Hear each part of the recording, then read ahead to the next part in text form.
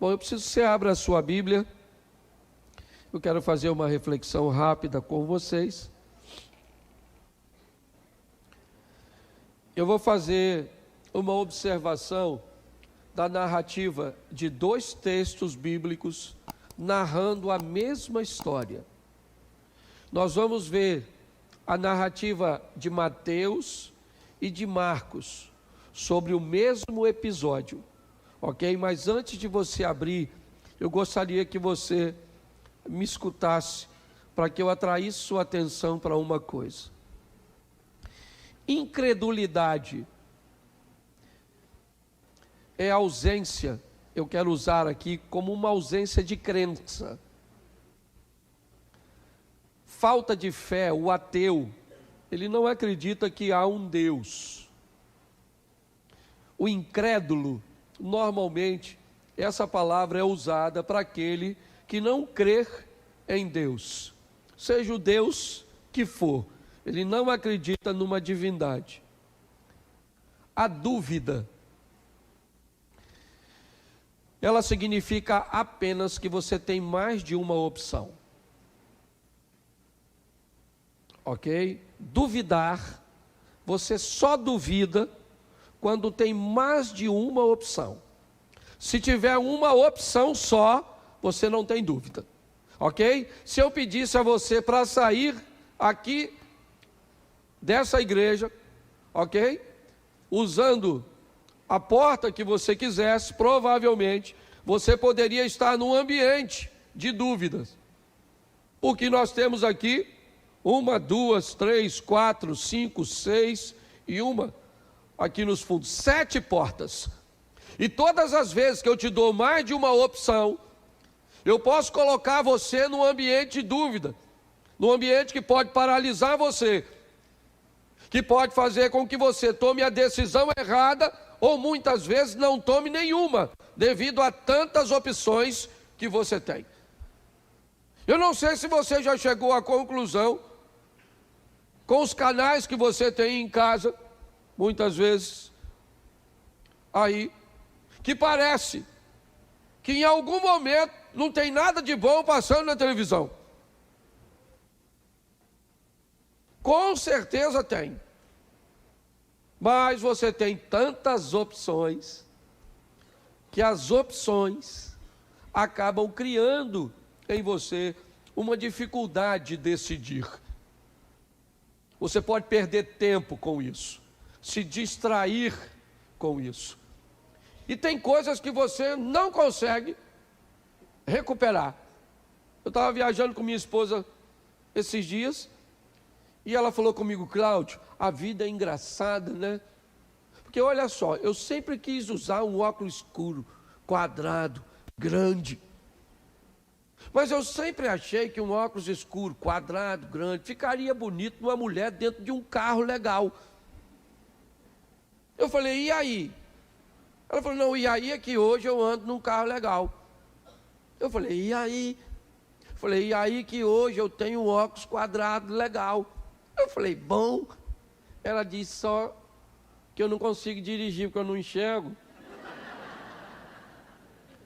Ou seja, hoje eu tenho carro, hoje eu tenho óculos, mas eu não tenho mais visão. Eu falei: olha, minha filha, aí vai ficar difícil, arrumar uma lente. E aliás, para a mulher um óculos só normalmente não basta, tem que ter mais de um. Então tem coisas que nós precisamos ter muito cuidado. Então dar a você muitas opções pode ser um grande problema para você. Então eu queria que você entendesse isso. Todas as vezes que você der a você mesmo, e aí eu estou falando de você, muitas opções, você corre o risco de não obter sucesso.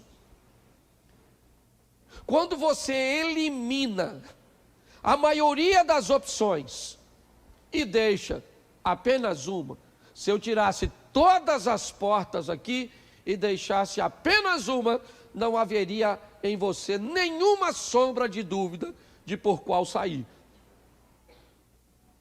Só tem uma saída. Mas se eu deixo a você, ou se você se permite oferecer a você mais de uma opção, você vai por ela. Ou pelo menos você pode ir.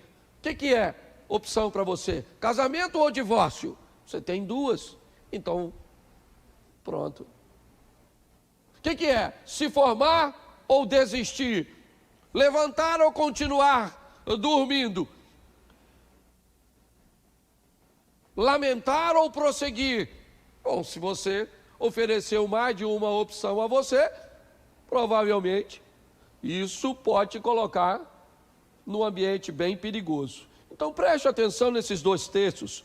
Primeiro, porque eles se completam. E segundo, porque eles falam de alguém que não tinha outra opção.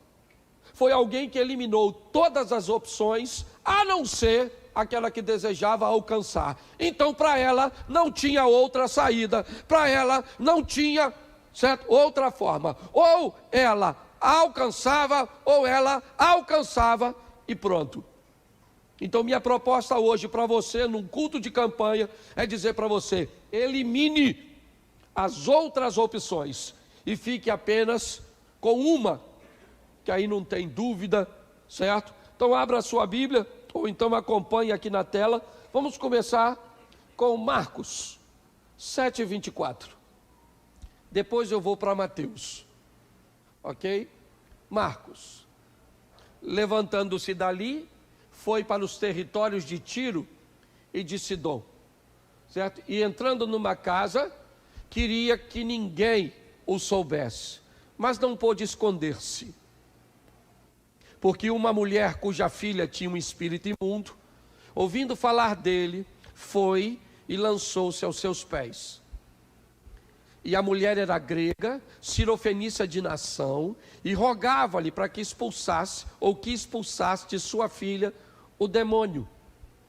Mas Jesus disse-lhe: deixa primeiro saciar os filhos, porque não convém tomar o pão dos filhos e lançá-lo aos cachorrinhos. Ela, porém, respondeu e disse-lhe: sim, Senhor, mas também os cachorrinhos comem debaixo da mesa as migalhas que caem dos filhos. Então ele disse-lhe: por esta palavra, vai, o demônio já saiu da tua filha, ou de tua filha. Indo ela para sua casa, achou a filha deitada sobre a cama, pois o demônio já tinha saído. Então, só para relembrar você o que nós acabamos de ler, o texto diz que Jesus está saindo de Israel, certo? E começa a visitar as terras do Líbano. Ele está subindo, ok? Ele está saindo e indo em direção ao norte, entrando, pelo Líbano, nos territórios de Tiro e de Sidom. Tá certo. E o texto diz que uma mulher vai procurá-lo. Segundo esse texto, volta para mim, logo no início, verso de número 24. Vamos lá. E entrando numa casa, queria que ninguém soubesse. Pois é, Jesus entra numa casa, não quer que ninguém o incomode, certo? E a mulher então vai abordá-lo. Essa é a narrativa de Marcos. Vamos ver o que Mateus fala dessa passagem. Mateus, capítulo 15, verso 21. 15, 21 de Mateus. E partindo dali, foi para as partes de Tiro e de Sidom. Está tudo certinho. E levantando-se, certo? Foi para os termos de Tiro e de Sidom. Foi o que disse Marcos. Então está certo, o lugar está certinho. Tiro e Sidom. Eis que uma mulher cananeia, ok? Que saíra daquelas cercanias, clamou dizendo, certo? Senhor, filho de Davi, tende misericórdia de mim, certo? Minha filha está miseravelmente endemoniada. Preste atenção, aqui eu queria que você gravasse. O que temos? O lugar é o mesmo, Eu gosto da maneira cuja qual a Bíblia, o que Deus resolveu apresentar a Bíblia para nós. É muito importante vermos isso, pelo menos em dois ambientes de literatura: Reis e Crônicas, e quando olhamos para o Evangelho. Um ambiente que me parece que o propósito é dar veracidade ao texto, é mostrar que eles aconteceram, e por isso eles não são uma réplica. Por isso a proposta nunca é dizer a mesma coisa. Sempre você vai encontrar algo diferente no texto, porque a proposta é dizer para quem está lendo: esse segundo indivíduo não copiou do primeiro. A informação está correta. Tinha diversas pessoas no mesmo ambiente, mas como são pessoas diferentes, elas viram as coisas por ângulos diferentes.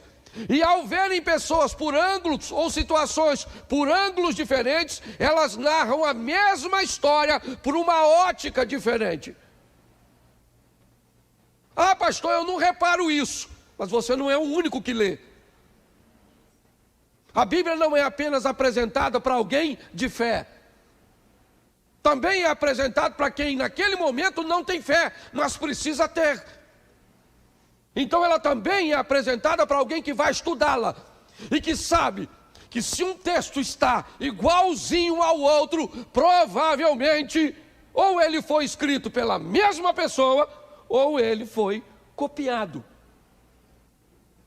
Então é importante que quando nós vamos olhar agora, nós vamos diferenciar algumas coisas. Mas preste atenção, a primeira é, o local é Tiro e Sidom. Há uma proposta, o que é que Jesus está fazendo fora dos territórios de Israel? Que história é essa de alguém que veio para salvar judeu, está atravessando as fronteiras e indo levar o evangelho para um outro tipo de pessoa? Que história é essa de Jesus estar frequentando Samaria, território samaritano? Que coisa é essa? Tem uma mensagem embutida aqui. É importante nós olharmos isso. Mas Jesus está ali e os dois escritores narram a mesma coisa. Também os dois concordam que uma mulher está inserida e ela tem uma demanda e traz consigo algo, cujo qual ela não resolveu dar outra opção. Para ela é só uma. É a minha vida, é o meu trabalho, é o meu casamento, são os meus filhos, é a minha caminhada de fé, é a minha cura, é a minha transformação. Não tem a outra opção. Porque se tiver, você pode. Principalmente se ela for mais fácil. Você pode optar por ela. O que você quer? Uma libertação? Então dê a você a possibilidade de não se libertar. E você corre o risco muito grande de nunca ser liberto desse vício. Mas quando você diz, eu não tenho outra opção. Então se você não tem outra opção, você foi para um caminho único. Muitas coisas são iguaizinhas. Mas deixa eu ver se essa tradução está igual à minha aqui.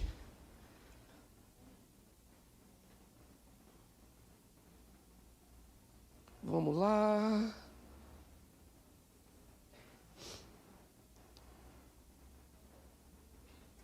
Põe para mim, nesse texto de Mateus, o verso 23. Isso. Mas ele não lhe respondeu palavra.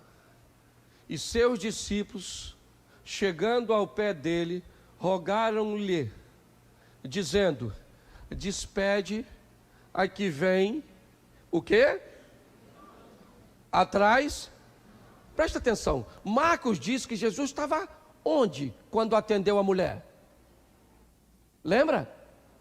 E entrando numa casa, não queria que ninguém o soubesse, mas não pôde esconder-se, pois uma mulher cuja qual tinha uma filha com espírito imundo, ouvindo falar dele, foi e lançou-se aos seus pés. Quando a mulher se lança aos pés de Jesus, ele está onde? Dentro de uma... Essa é a narrativa de Marcos. Mas Mateus diz que os discípulos de Jesus dizem para ele, quando chega, esta mulher que vem atrás de nós gritando, e Jesus não está nem aí, a dona grita. Ele não respondeu para ela palavra nenhuma, mas ela vem gritando. Ela entrou numa casa e ele não falou nada. Ele proibiu que as pessoas entrassem e ela não disse nada, porque ela não tem outra opção. Ela reduziu o que ela quer. E quando não tem outra opção, acabou. Acabou. Se você não tem outra opção, você estuda e trabalha, e cuida dos filhos, e vai na igreja. Se você tem outras opções, ou você estuda ou você trabalha. Ou não tem tempo para cuidar dos filhos, ou não tem tempo para caminhar com Deus. Ela está mostrando, eu não tenho, é muita dificuldade. O texto diz que ela vem gritando e ele não fala nada. Ela entra numa casa e ele não fala, ou pior, certo? Presta atenção. E ele respondendo, porque os discípulos foram interceder, ela estava incomodando tanto. E sabe uma coisa que eu notei no texto? É que a tradução está um pouquinho diferente de mim. Volta para o 22, por favor, para a gente dizer o que ela está dizendo. Dizendo o quê? Lê para mim. Presta atenção que isso já funcionou. Isso já funcionou. Alguém estava passando e tinha alguém que estava precisando, e esse alguém olhou e disse: Senhor Jesus, filho de Davi, tem? Para quem foi essa frase? Ou de quem foi ela? De quem foi? Do Bartimeu, o cego. Jesus parou, sim ou não? Para atender ele, mas parou para atender ela. Porque o relacionamento dos outros com Deus não estabelece o seu. Você consegue entender isso? Pare de usar o modelo dos outros para estabelecer o seu. E descubra como Deus vai falar contigo. E descubra como você vai falar com Deus. Você consegue entender? Funcionou para Bartimeu, mas não funcionou para ela. Provavelmente, ela deve... Não, ele curou um cego. Curou o cego, mas o que o cego fez? Ele falou: filho de Davi, tem misericórdia de mim. E aí, o que acontece? Ela deve ter pensado: se funcionou para ele, vai funcionar para mim. Mas aí o verso 23, põe aí. Mas ele não lhe respondeu a palavra. Ele resolveu não falar nada. Certo? E aí o que ela fez? Ela continuou indo atrás dele. Aí o que ele fez? Ele chegou em casa. E aí provavelmente ela parou de gritar. Ele já disse, o texto que nós lemos narrado por Marcos, diz que entrando numa casa não queria que ninguém o soubesse, mas não pôde esconder-se, porque uma mulher, preste atenção no que eu vou te dizer agora, na maioria das vezes, quando Jesus estava se deslocando, sempre tinha um grupo de pessoas ao seu redor.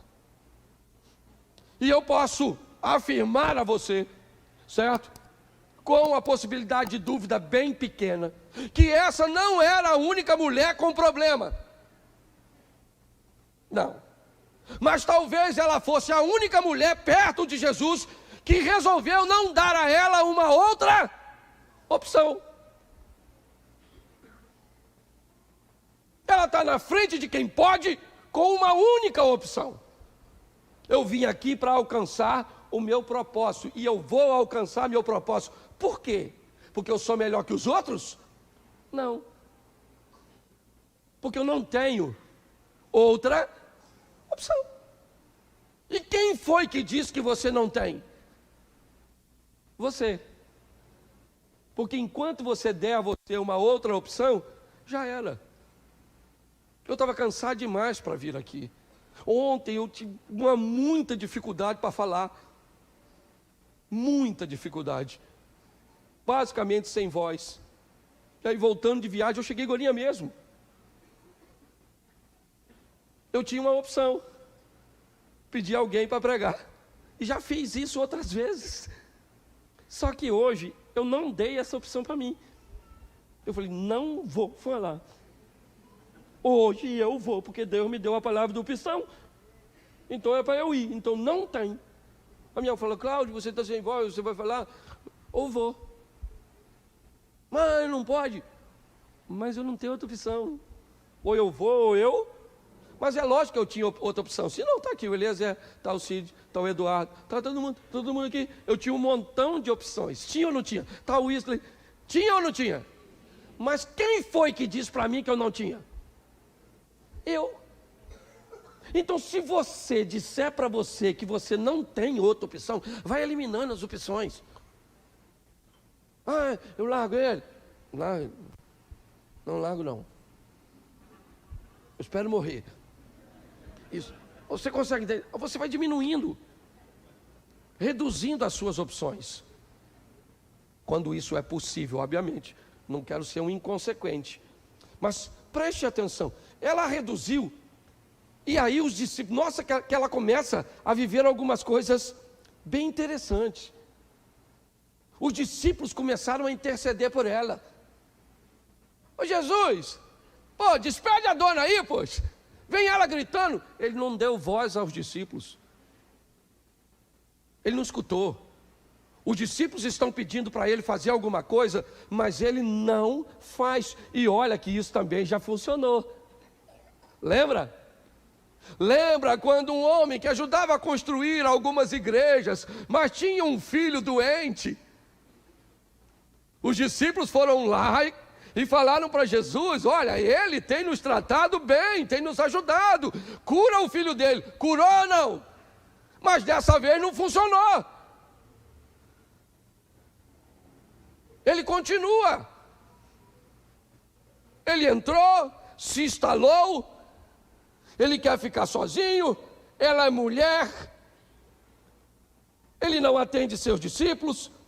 O pior, ela é estrangeira. Ela é cirofenícia.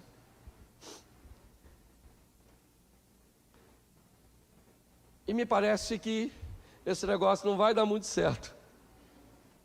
Mas Jesus disse algo no verso 24. Ele respondeu, eu não fui enviado, senão as ovelhas perdidas da casa de... Mas a Bíblia é extraordinária. A Bíblia também dá base para ele fazer isso sem infringir ali os princípios.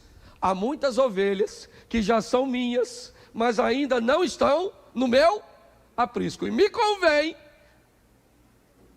Jesus está atravessando a fronteira de Israel para dizer a seus discípulos que vão continuar a história que eles não têm outra opção. O evangelho que eles vão receber deverá ser pregado a toda criatura, seja em território de Israel, ou na divisa de Israel com o Líbano, ou nas colinas de Golã, com a Síria, com a Jordânia. Ou seja, por onde eles passarem, eles não têm opção. Eles têm que pregar o evangelho para quem eles gostam, para quem eles não gostam, para os pobres, para os ricos, porque é para todos. Me parece que é isso. Mas ele diz aos discípulos,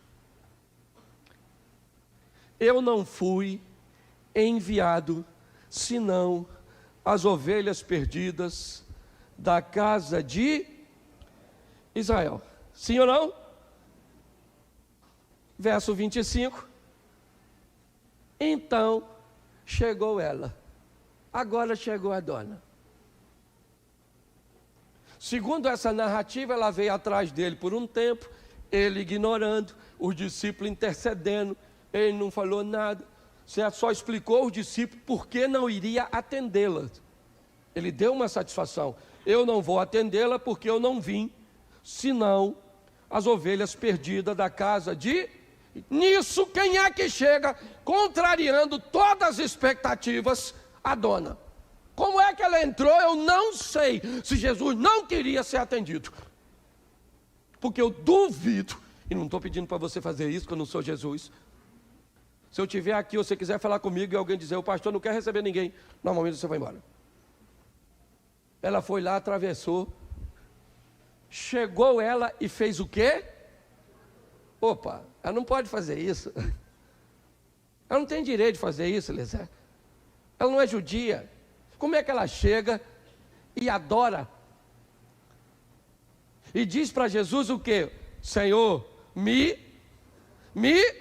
agora é a hora de Jesus ser bonzinho, seja franco ou não. Certo? Agora ele vai aliviar para ela. Agora ele vai dizer para ela, minha senhora, senhora é maneira. Poxa, eu estava escutando a senhora lá, gostei da senhora. Verso 26. Ele, porém, respondeu e disse, não é bom pegar o pão dos filhos e dar aos cachorros.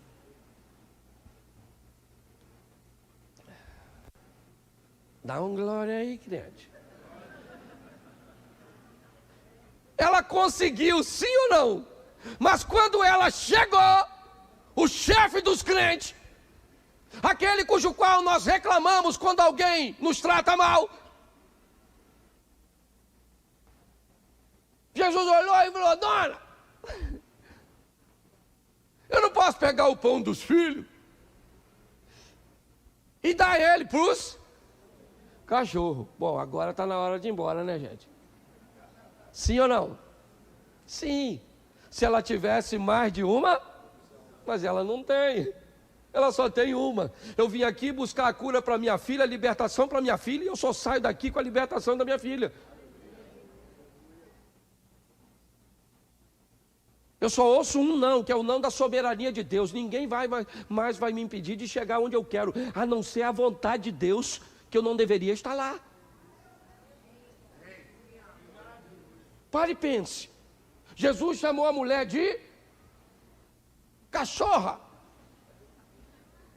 Um cão era uma expressão usada para alguém que estava fora do ambiente. Não tinha nada também de muito agressivo, não. É que a gente tem mimimi, né? Cão, chama. Aliás, hoje, se você chamar alguém de cachorro, o cachorro pode ficar ofendido. O troço está tão perturbado que o cachorro te põe na justiça, vai. Certo?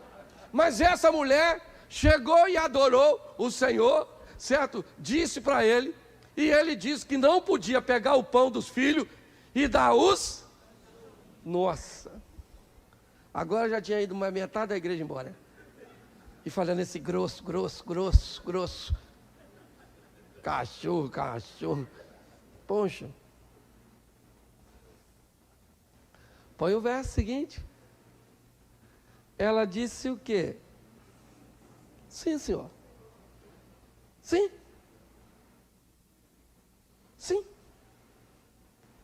Sim, o quê?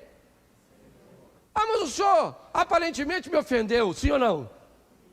O senhor respondeu o que eu não queria, mas o senhor continua sendo senhor. Porque tem gente que ele só é senhor se falar o que você quer. Ele só é seu senhor se te der o que você deseja. Basta que ele fique um tempo calado, ou que as coisas não saiam como você esperavam, que ele deixa de ser senhor. Olha só. Sim, Senhor, mas olha a categoria dessa dona. Mas também os cachorrinhos fazem o quê? Fazem o quê? Jesus é o que da vida? O que ele é? Mas também os cachorros comem o pão da vida. Os cachorros também têm acesso debaixo da mesa, porque a misericórdia do Deus que o Senhor prega é grande demais para não me alcançar. Mas também os cachorrinhos, os cachorros comem das que caem da mesa dos seus Ela diz: tá bom, Israel está em primeiro lugar. Mas, em outras palavras, o que o senhor está fazendo aqui em Tiro e Sidom? Se não é para mudar a minha história, então por que o senhor me trouxe nessa igreja hoje? Se não é para que eu viva um milagre, então o que eu estou fazendo aqui? Porque se eu quisesse estar aqui, isso não seria o suficiente para eu estar, porque o diabo é poderoso para ter me impedido, ainda mais para escutar essa palavra, que não era nem para eu estar pregando. Então, para eu estar aqui pregando o que estou pregando e você, para estar aqui ouvindo, é porque Deus preparou esse encontro entre você e a palavra dele. Porque eu só estou aqui como um porta-voz. Mas quando nós olhamos para esse texto, ela diz: os cachorros também comem, e das migalhas que caem da mesa de seus senhores. Aí eu quero voltar para Marcos. Bota para mim o verso 29 de Marcos. Capítulo 7, verso 29, perdão. 7 de Marcos.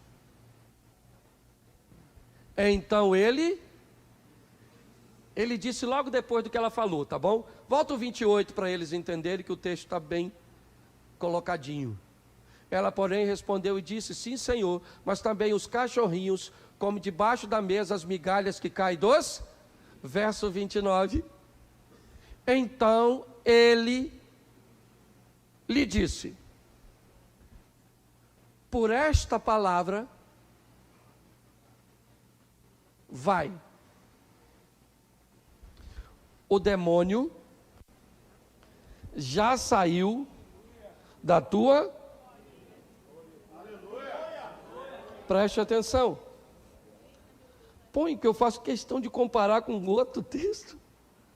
Põe o 28, de Mateus 15, 28. Eu estou usando só para você entender. Mateus 15, 28. Depois nós vamos voltar para Marcos, que eu vou fechar aqui. Então respondeu Jesus e disse-lhe: ó mulher, grande é a tua, seja isso feito para contigo, como tu, e desde aquela hora a sua filha ficou. Agora volta para o texto anterior, por favor. 7, 29 de Marcos. Marcos 7. Então ele disse o quê? Por esta palavra, vai, o demônio já saiu de tua... Eu só queria saber quem foi que expulsou. Porque nem Mateus nem Marcos narra Jesus repreendendo o demônio.